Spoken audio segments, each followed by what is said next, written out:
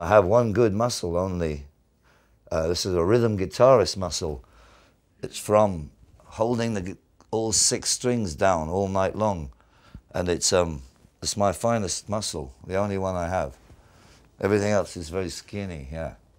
I started on the ukulele because I figured it only's got 4 strings. How complicated can it be, you know? It's a good instrument. Also, you can run with it. Because in the underground, if you see the cops coming, you have to pick up your thing and run. Yeah, you have 1 second to, because they try and catch you, but they're long tunnels, so you can really see very far.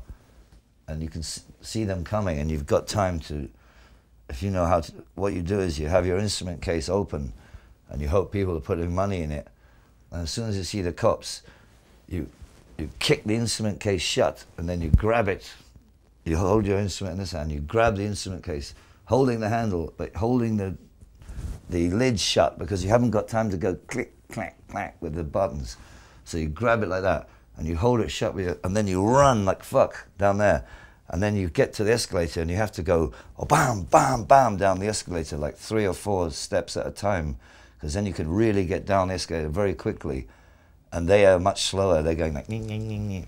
And it happened to me in a film, really, just like in a film, where we were running really like crazy, a long way down all the passages and escalators, and we arrived on a platform, and the train drew in, and the doors opened, and we jumped on the train, and the doors shut, just as these people with all red faces, and we were standing there going, eh, and the train pulled out, like in a film.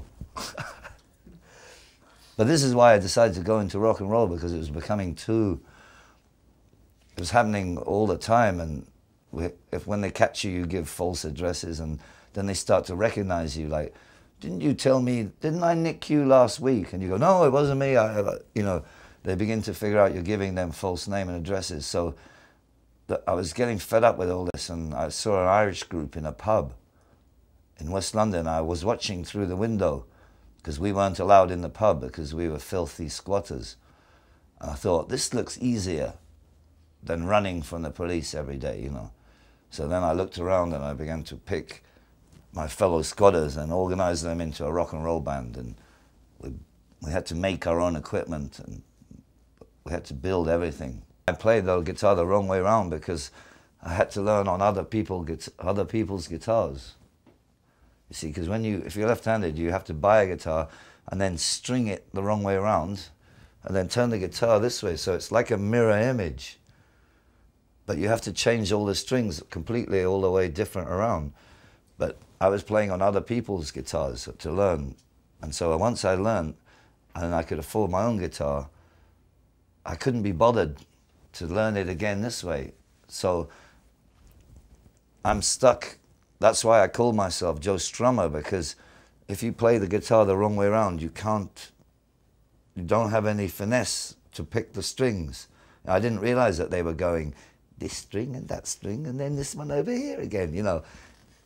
I had no idea that that's what they were doing. And so now I can only hit all the strings at once, or none. So I treat the guitar as a 1-string instrument, and I just play chords all night long, because I can't see how they're doing that. You know, to me it's a foreign thing. Yeah, I just play all the good chords at once. How did you arrive in the squad? Well, what you do is you select the council board up these buildings because they're waiting to knock the whole area down, but in 15, 20 years' time. So. And we were all in London with nowhere to live, because the rent is really expensive. And there was hundreds, whole neighborhoods.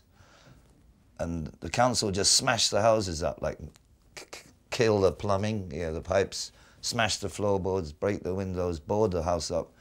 And we would break back into them and renew the house. So you select the building, you plan your attack, you go in at night, you stick the notice on the door saying, this is my legal residence. You change the locks and you're in. And then you have to rewire the house. You have to re-plumb the house. and you have to, this is the most dangerous thing, and I have seen it done, you have to reconnect the house to the national grid. So in the basement of the house, the specialist came over, and he put on a welding mask, and huge gauntlets, and some kind of flak jacket overall. And he walked down the hallway, and I was watching with the 2 wires, and he sticks them right into the company head, which is where the electricity from the national grid comes out into the base of each house. And the shower of sparks was like 30 feet long of blue sparks going as he connected the house wiring into the company head. We'd do all that just to have somewhere to live, and also it was great for rock and roll because we had somewhere where we could practice, because there's no way you could afford to rent rooms in London. It's still the same, but we had whole houses, and we could make a band room in the basement and put mattresses up and learn to play rock and roll. We couldn't have done it without that. Do you have any jobs at that time? Or? I had a few jobs, yeah, in a carpet warehouse, because I would have to do that in order to buy equipment, say for an amplifier, or something, a guitar.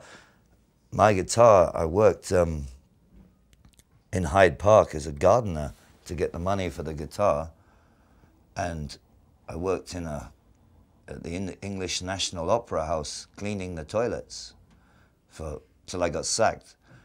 And yeah, I was pretty, yeah, we weren't just lying around groaning, we were industrious, you know. I could get up at 7 in the morning and go to Hyde Park and cut the flower beds all day, you know. Did you see some operas when you was working, or you? Too many. Oh, yeah. They would practice them all day. I've never been able to recover from the experience. You know, if I hear even someone going, oh, oh, oh, oh, oh, oh, oh, it sends me crazy with anger, yeah. So I can't go near any opera yet. Maybe in the future, you know. Perhaps I'll start with Bizet. Do you remember when you heard for the first time the word punk? Yes, I do. I read it in a magazine. I didn't understand it.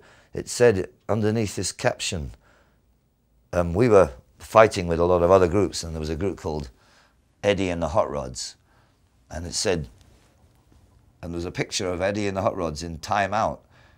This is like in 75, yeah? And it said, Island Records have decided out of all the second league punk bands, they're going to sign Eddie and the Hot Rods. I remember reading it going, second league punk bands? What the heck is that? Who are they calling a punk, you know? But that was quite early. And what does it imply for, because it's not so nice, so what does it imply for an English guy to be called a punk at that time? Well, was proud or? Well, no, because I knew that it was slang. I knew that it was American slang for a man's girlfriend in a man's prison. Yeah. That's what a punk is in 30s and 40s American criminal slang. So I was like, who are you calling a punk? So after that, the English society knew also the word. Yeah, they called you. Yeah, well, punk became punk rock. The Ramones, Sex Pistols, yeah. But no one knew the earlier, you know, that it was a prison term from America. Yeah. But I knew. And we didn't know what effect it was going to have. But we really believed in what we were doing. In punk rock, we believed. But we didn't care, really, if anybody noticed or not. I mean, if the Sex Pistols had not sworn on English television, prime time British television, tea time it was, I'd wonder how big it would have got, because suddenly it was on the front page the next day. Who are these filthy-minded, filthy-mouthed morons? You know, the filth and the fury, it said. And suddenly all the newspaper editors went, great, you know, we've got something ridiculous to fill the paper. And so, bang, it became really big. But if they hadn't have sworn on British TV, I wonder how big it would have become. Because before that, punk was like this big. And the next day, after it was in Britain, you know, I always wonder if they hadn't done that.